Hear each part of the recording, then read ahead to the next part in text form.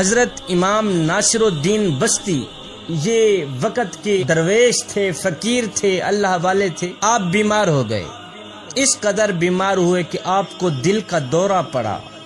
جب آپ کو دل کا دورہ پڑا تو آپ کافی دیر تک بے ہوش ہو گئے. اتنے ہوئے کہ عزیز و اقارب نے سمجھا کہ حضرت فوت ہو گئے، انتقال ہو گیا ہے حضرت کا. عزیز و اقارب نے آپ کو مردہ تصور کر کے غسل دے دیا، آپ کو مردہ تصور کر کے کفن پہنایا اور دفن کر دیا. رات کا دوسرا پہر تھا، آپ کو ہوش آیا، آنکھ کھلی تو خود کو قبر میں پایا. دیکھا کہ قبر کے اندر پڑے ہوئے ہیں، سخت پریشان ہوئے. اس پریشانی میں آپ کو ایک دم یاد آیا کہ جو شخص حالت پریشانی میں 40 مرتبہ سورہ یاسین شریف پڑھتا ہے تو اللہ تعالیٰ اس کی پریشانی کو دور کر دیتا ہے. جو شخص حالت پریشانی میں 40 مرتبہ سورہ یاسین شریف پڑھتا ہے تو اللہ تعالیٰ اس کی تکلیف کو، اس کی پریشانی کو دفع کر دیتا ہے. حضرت نے یہ سوچتے ہوئے 40 مرتبہ سورہ یاسین شریف پڑھنی شروع کر دی. پڑھتے رہے یہاں تک کہ 39 مرتبہ آپ پڑھ چکے تھے کہ ایک کفن چور نے کفن چرانے کی نیت سے آپ کی قبر کھودی. اللہ اکبر.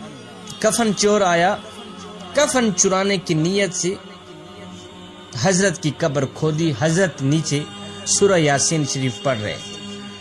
ادھر آپ نے 40ویں مرتبہ سورہ یاسین شریف پڑھنا شروع کیا تو ادھر کفن چور بھی قبر کھود چکا تھا. جب قبر کھودی گئی تو آپ اٹھ کر قبر سے باہر نکل آئے. چور نے جب آپ کو زندہ پایا، زندہ دیکھا تو اس قدر ڈرا کہ اس کا جگرہ پھٹ گیا، موقع پہ ہی فوت ہو گیا. رات کو حضرت شہر میں گئے، شہر کی گلی گلی کوچوں بازاروں میں یہ آوازیں دیتے رہے کہ مسلمانوں، جب پریشانی آئے، دکھ تکلیف یا برا وقت آئے تو 40 مرتبہ سورہ یاسین شریف پڑھ لینا.